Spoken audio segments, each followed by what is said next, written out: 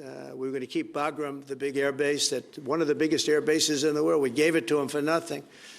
We're trying to get it back, by the way. Okay, that could be a little breaking news. We're trying to get it back because they need things from us. We want that base back.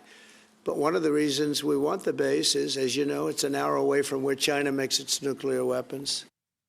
President Trump breaking some news there in the press conference along UK's prime minister, saying that the U.S. wants to take back Bagram Air Base, that base formerly the largest U.S. military base in Afghanistan.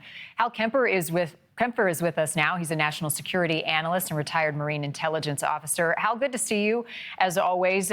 What do you make of that comment and the strategic nature of Bagram? Marnie, that's huge, and it is breaking news. I mean, there's no understatement there. We don't have a relationship. We don't have any means of communication really with the Taliban government there. So this would be just from a logistics standpoint of trying to do this, put together an agreement. This would be an incredible effort. Of course, the president did kind of hint that the real reason why, aside from everything else, is dealing with China. And some months back, there were reports that China was actually using Bagram Air Base over there, and China has been using the vacuum, if you will, of the U.S. absence or the U.S. pullout to try and get basically a foothold, if you will, in that part of the world, leading down to Pakistan, its relationship with Pakistan. We're trying to reverse that. So Bagram appears to be part of a strategic initiative. This is not insignificant. This is a big shift. Is it feasible? I don't know. When I heard that, I was trying to think, how would we even begin negotiations with the Taliban government? How would we put this together?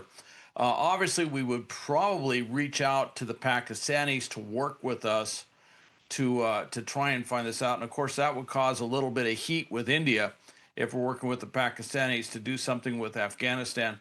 But I don't know how we would put this together. I mean, is it feasible? Could we possibly do it? Yes. Would we do it by force? I can't imagine we would do it by force. I mean, after all, it's an isolated air base in the middle of Afghanistan. We'd have to have some agreement, but there would have to be some incredible carrot for the Taliban government to accept the U.S. back in, because that really goes against the entire political outlook, their entire political ideology, if you will, to allow the U.S. back in there. That would be a huge hit on them domestically. Yeah, quite a statement. The president saying we are going to leave Afghanistan, but we're going to leave it with strength and dignity. I also want to get your thoughts, Hal, on the situation in Ukraine. The president says this has been his biggest disappointment, that he feels he has an obligation to get this settled, but he is continually disappointed with Putin. We also heard from the prime minister about putting more pressure on Vladimir Putin right now through the coalition of the willing, UK and the France and others. What stands out to you about what they shared during this latest press conference on approaching Vladimir Putin now? Well, they share the same view, if you will, about supporting Ukraine. Of course, this also coincides with, I think, the first $2 billion under the Pearl Agreement, where European nations are buying U.S. military equipment that goes to Ukraine. That's going in now. That just started this week, so that's a big shift. But the other thing is, I think he's been walking this kind of back since Alaska to show his frustration with Putin, and the fact that Putin clearly does not want to have some sort of negotiated settlement. And he kind of flipped the script this week.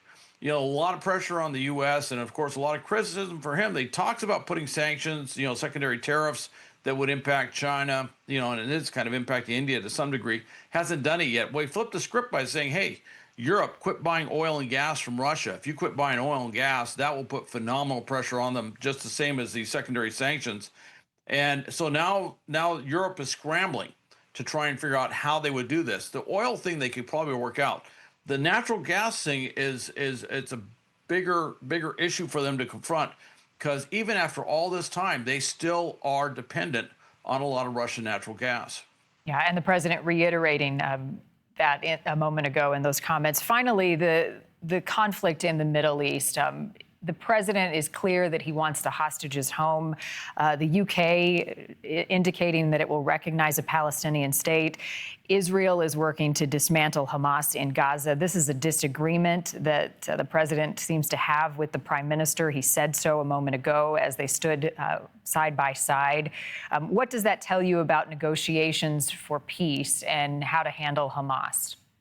Well, obviously, that's something where we just disagree with the UK. It's not just the UK; it's also France and other countries, Canada, that we disagree with. This recognition of Palestine, they're obviously, recognizing a Palestinian state, but there is actually no physical de facto Palestinian state that anybody can point to.